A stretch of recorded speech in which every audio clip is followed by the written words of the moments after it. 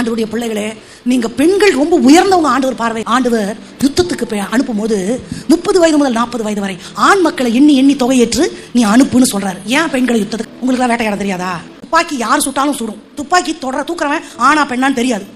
ஒரு அருவா எடுத்து வெட்டினீங்கன்னா யார் வெட்டினாலும் வெட்டும். அருவாக்கு தெரியாது எடுக்கிற கையா ஆண் கையா பெண் கையான்னு.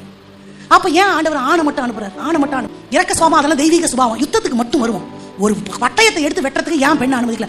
பெண் வீரர்கள் இல்லையா? வீரமங்கை வேலுநாச்சியார் இல்லையா? இன்னொரு ஜான்சி ராணி லட்சுமிபாய் இல்லையா?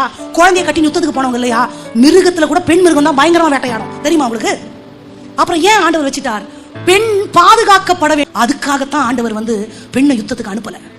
பத்திரமாவே காஸ்ட்லி செருப்பை வெளியே கட்டுறோமே, காதுல போடுற தங்க கமலை என்னைக்காச்சும் குளிக்க போறோம் வெளியே வைப்போமா?